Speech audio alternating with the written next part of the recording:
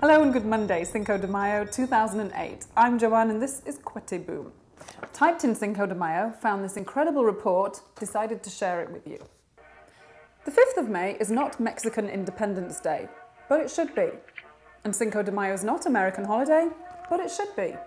Mexico declared its independence from Mother Spain on midnight, the 15th of September 1810, and it took 11 years before the first Spanish soldiers were told and forced to leave Mexico.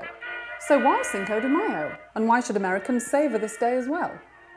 Because 4,000 Mexican soldiers smashed the French and traitor Mexican army of 8,000 at Puebla, Mexico, 100 miles east of Mexico City on the morning of the 5th of May, 1862. The French had landed in Mexico, along with Spanish and English troops, 5 months earlier on the pretext of collecting Mexican debts from the newly elected government of Democratic President and Indian Benito Juarez. The English and Spanish quickly made deals and left. The French, however, had different ideas. Under Emperor Napoleon III, who detested the United States, the French came to stay. They brought a Habsburg prince with them to rule the new Mexican Empire. His name was Maximilian, his wife, Carlota.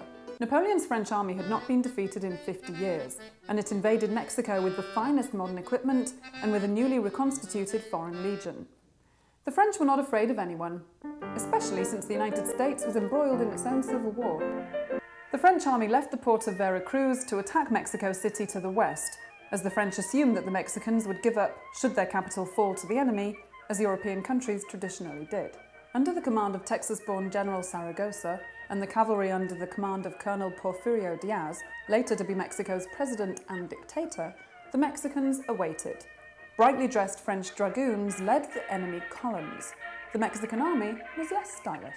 General Zaragoza ordered Colonel Diaz to take his cavalry, the best in the world, out to the French flanks. In response, the French did a most stupid thing. They sent their cavalry off to chase Diaz and his men, who proceeded to butcher them. The remaining French infantrymen charged the Mexican defenders through sloppy mud from a thunderstorm and through hundreds of heads of stampeding cattle, stirred up by Indians armed only with machetes. When the battle was over, many French were killed or wounded, and their cavalry was being chased by Diaz's superb horsemen miles away. Union forces were then rushed to the Texas-Mexican border under General Phil Sheridan, who made sure that the Mexicans got all the weapons and ammunition they needed to expel the French. American soldiers were discharged with their uniforms and rifles if they promised to join the Mexican army to fight the French. The American Legion of Honor marched in the Victory Parade in Mexico City. It might be a historical stretch to credit the survival of the United States to those brave 4,000 Mexicans who faced an army twice as large in 1862. But who knows? In gratitude, thousands of Mexicans crossed the border after Pearl Harbor to join the US Armed Forces. As recently as the Persian Gulf War, Mexicans flooded American consulates with phone calls trying to join up and fight another war for America.